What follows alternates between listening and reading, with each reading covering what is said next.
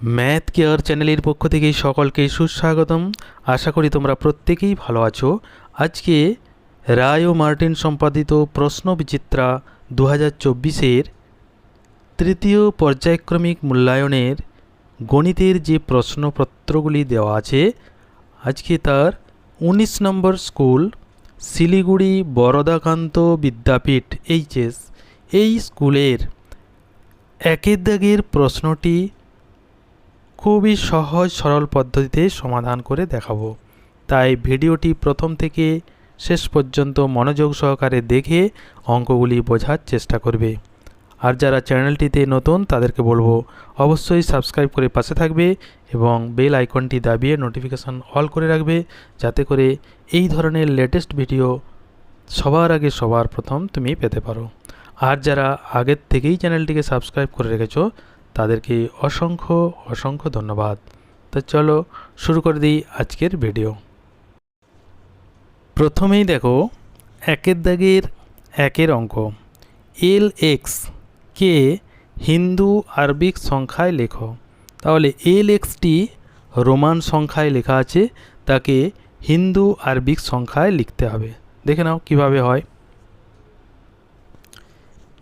LX Roman সংখ্যা, Roman সংখ্যায় এলকে আমরা জানি 50 আর এক্স হচ্ছে 10, তাহলে 50 10 যোগ করলে হয় 60। তাহলে হিন্দু আরবিক সংখ্যায় আমরা পেয়ে যাব সেটি 60। খুবই সহজ অঙ্ক। তারপরে একের দাগের দুইয়ের অঙ্ক দেখো, বীজগাণিতিক সংখ্যামালা তৈরি করো। এখানে বীজগাণিতিক সংখ্যামালা যে তৈরি করবে কথায় লেখা আছে এক্স থেকে 7 বিয়োগ। তাহলে এক্স থেকে 7 বিয়োগ করলে কি হবে? যদি বলে 10 থেকে 3 বিয়োগ, আমরা জানি 10 বিযুক্ত 3। তাহলে একইভাবে এক্স থেকে 7 বিয়োগ করলে কি হবে? X minus 7। তাহলে আমরা পেয়ে গেলাম এক্স থেকে 7 বিয়োগ সমান হয়ে যাবে এক্স মাইনাস 7। খুবই সহজ ব্যাপার। তারপরে একের দাগে তিনের অঙ্ক দেখো, 50 টাকার 10% সমান কত টাকা? হিসেব করে দেখে নিই।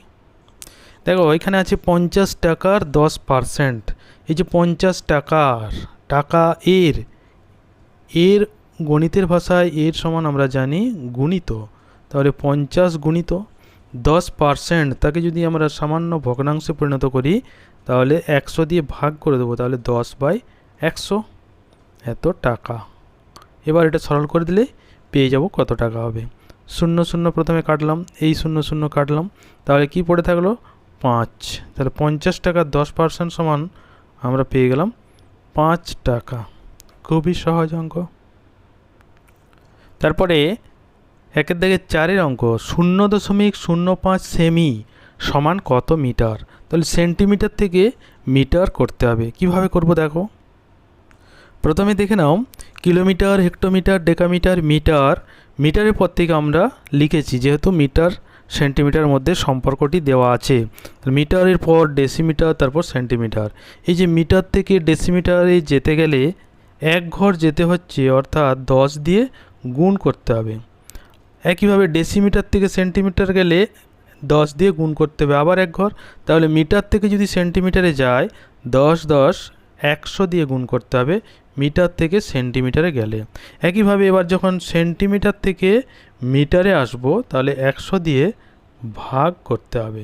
ঠিক আছে, উল্টো দিয়ে গেলে ভাগ করতে হবে আর এদিক থেকে গেলে গুণ করতে হবে। তাহলে এখানে বলা আছে 0.05 সেমি সমান কত মিটার।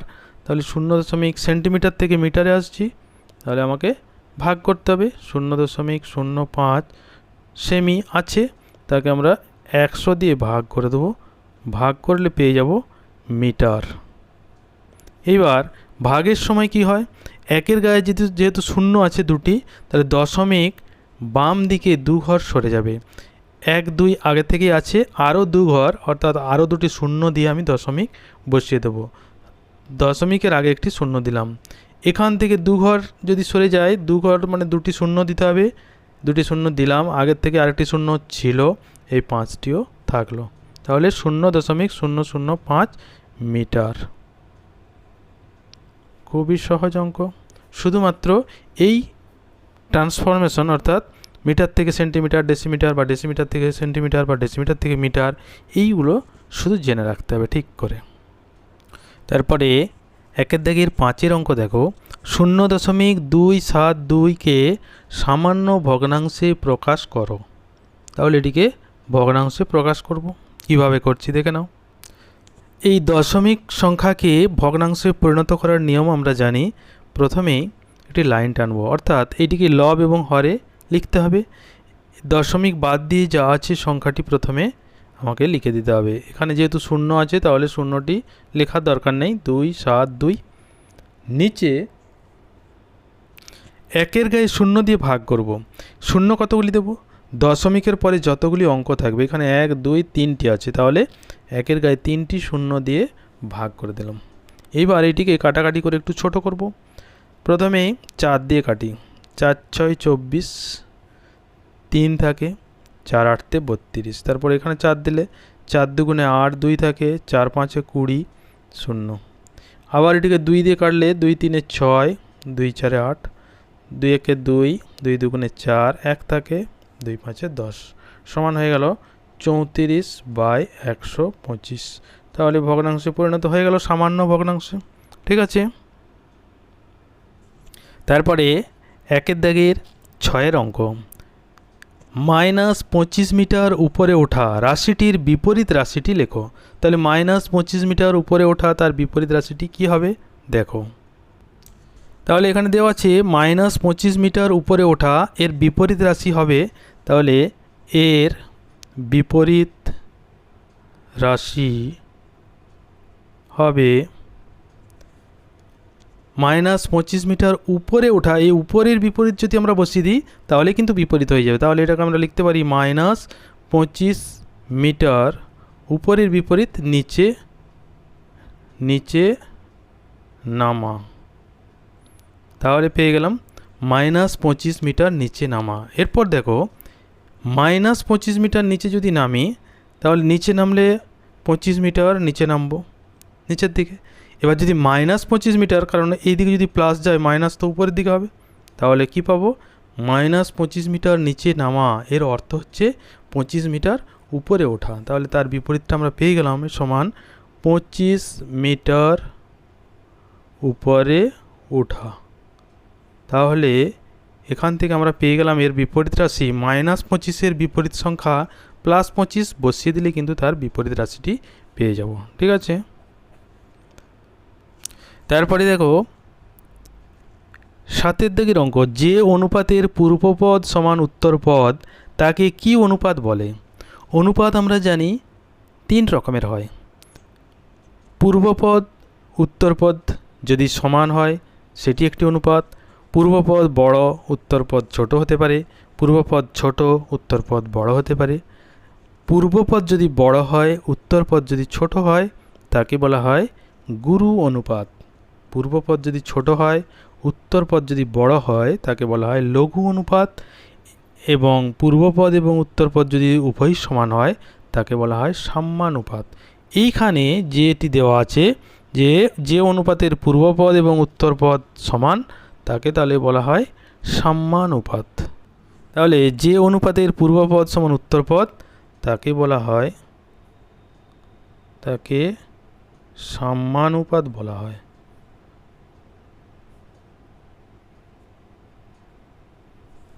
ঠিক আছে। তারপরে 8-এর অঙ্ক দেখো, -61 এর পরম মান কত? তাহলে -61 এর পরম মান এর অর্থ আমরা জানি, চিহ্ন ছাড়া সংখ্যাটাকে বলা হয় পরম মান। তাহলে মাইনাসও থাকবে না, প্লাসও থাকবে না, শুধুমাত্র সংখ্যাটি থাকবে। তাহলে -61 এর পরম মান হবে 61, মানে শুধুমাত্র সংখ্যাটি থাকবে। তাহলে -61-র পরম মান পেয়ে গেলাম শুধুমাত্র 61। ঠিক আছে। তারপরে 9-এর অঙ্ক দেখো, √7 স্কোয়ার সমান কত? তাহলে √7 স্কোয়ার সমান কত? সরল করি, দেখো কিভাবে করছি।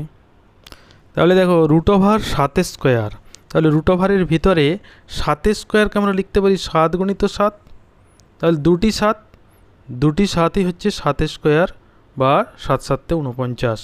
এবার এই যে রুট ওভার এই চিহ্নটি আমরা বর্গমূলের চিহ্ন বলে জানি, তাহলে বর্গমূল করতে গেলে 7 গুণিত 7 দুটি যদি থাকে একই সংখ্যা, তাহলে একটি বাইরে চলে আসবে রুট ওভারের বাইরে, আর ভিতরে কি থাকবে, দুটির যদি একটি চলে আসে তাহলে আর 7 থাকলো না, শুধুমাত্র 1 পড়ে থাকে, অর্থাৎ সেটি রুট ওভার 1 এর মান 1।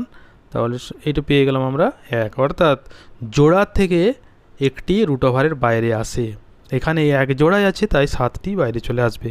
তাহলে এর মান আমরা পেয়ে গেলাম রুট ওভার 7 স্কোয়ার সমান 7। ঠিক আছে, তারপরে 1 দাগে 10 অঙ্কটি দেখো, বৃত্তকলা কাকে বলে। প্রথমে আমরা ছবিতে দেখে নিই বৃত্তকলা কোন জিনিসটিকে বলে, তারপর কাকে বলে সংজ্ঞাটি লিখে দেব। দেখো এখানে একটি ও কেন্দ্রীয় বৃত্ত অঙ্কন করেছি, যার ও এ এবং ও বি দুটি ব্যাসার্ধ, এ বি একটি বৃত্তচাপ। এই যে ও এ এবং ও বি ব্যাসার্ধ দুটি এবং এই বৃত্তচাপ দ্বারা গঠিত যে অঞ্চল বা যে অংশটি, এইটিকে বলা হয় বৃত্তকলা। এই বৃত্তের একটি কলা হচ্ছে এখানটি। একইভাবে আরও একটি যদি আমি ব্যাসার্ধ এখানে অঙ্কন করি, তাহলে এই ব্যাসার্ধ এবং এই বৃত্তচাপ, এখানে আরেকটি বৃত্তকলা। এইভাবে আমরা অসংখ্য বৃত্তকলা পাবো একটি বৃত্তের। তাহলে বৃত্তকলা কাকে বলে? একটি বৃত্তের দুটি ব্যাসার্ধ এবং তাদের মধ্যবর্তী যে বৃত্তচাপ, এইগুলি দ্বারা গঠিত অঞ্চলটিকে বৃত্তকলা বলে। তাহলে বৃত্তকলা কাকে বলে? একটি বৃত্তের দুটি ব্যাসার্ধ এবং তাদের মধ্যবর্তী বৃত্তচাপ দ্বারা গঠিত অঞ্চলকে বা ক্ষেত্রকে বলা হয় বৃত্তকলা। খুবই সহজ ব্যাপার, এখানে বুঝে নিলে লেখাটা কোনো সমস্যা নেই। একটি বৃত্তের দুটি ব্যাসার্ধ, যে কোনো দুটি ব্যাসার্ধ এবং তাদের মধ্যবর্তী বৃত্তচাপ দ্বারা গঠিত অঞ্চলটিকে, অর্থাৎ এই জায়গাটিকে বা ক্ষেত্রটিকে বলা হয় বৃত্তকলা। ঠিক আছে, তাহলে আজকে এই পর্যন্তই।